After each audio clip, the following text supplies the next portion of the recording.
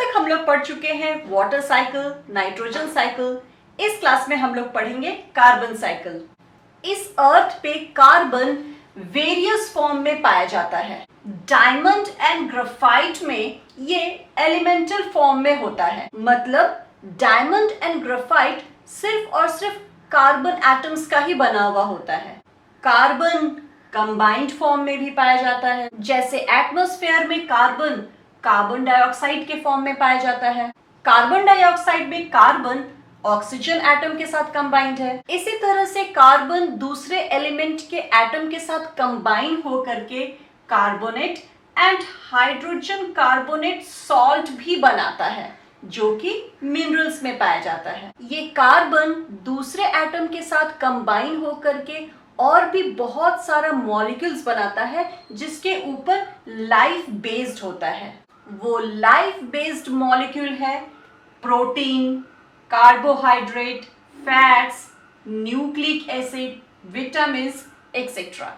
Animals में जो skeleton होता है, चाहे वो एंडोस्केलेटन हो या फिर एक्सोस्केलेटन हो, कार्बोनेट सॉल्ट का बना हुआ होता है। So carbon is everywhere.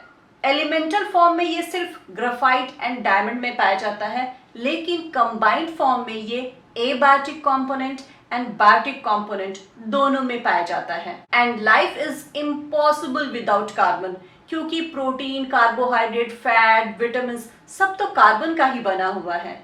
Now what is carbon cycle? Carbon का biotic component and abiotic component के बीच में एक साइक्लिक मैनर में मूव होना ही कार्बन साइकिल कहलाता है।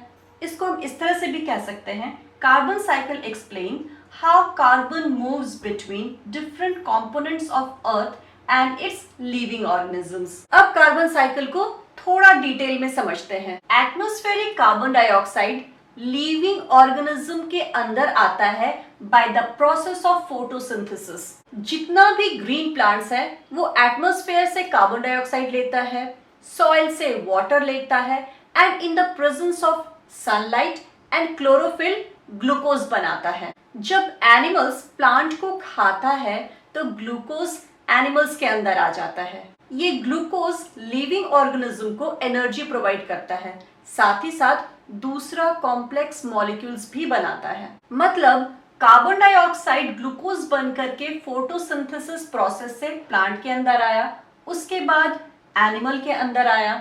जब ये प्लांट और एनिमल मर जाता है और मिट्टी के अंदर दब जाता है, तो change in pressure and temperature की वजह से बहुत दिनों के बाद ये फॉसिल फ्यूल में बदल जाता है। That means coal and petrol में बदल जाता है। कुछ कार्बन डाइऑक्साइड सी वाटर में डिसॉल्व रहता है। समुद्र में पहले कार्बनिक एसिड बनता है, उसके बाद कार्बोनेट बनता है। ये कार्बोनेट जब कैल्शियम के साथ रिएक्ट करता है तो कैल्शियम कार्बोनेट लाइमस्टोन बनाता है। इस तरह से atmospheric carbon dioxide different components में आ गया।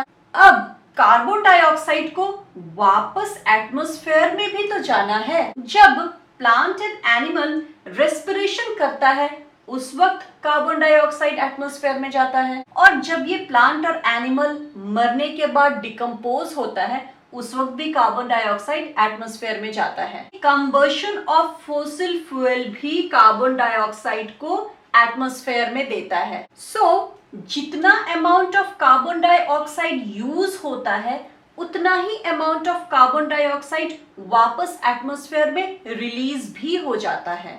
इसी को तो कार्बन साइकिल कहते हैं। नाउ जब से ये इंडस्ट्रियल रिवॉल्यूशन हुआ है, ऑटोमोबाइल बढ़ा है, व्हीकल्स बढ़ा है, ये percentage of carbon dioxide almost double हो गया है एटमॉस्फेयर में, जिसकी वजह से ग्रीन हाउस इफेक्ट बढ़ रहा है, ग्लोबल वार्मिंग हो रहा है। इस ग्रीन हाउस इफेक्ट को एंड ग्लोबल वार्मिंग को नेक्स्ट क्लास में डिस्कस करेंगे। अभी के लिए इतना ही, मिलते हैं नेक्स्ट क्लास में।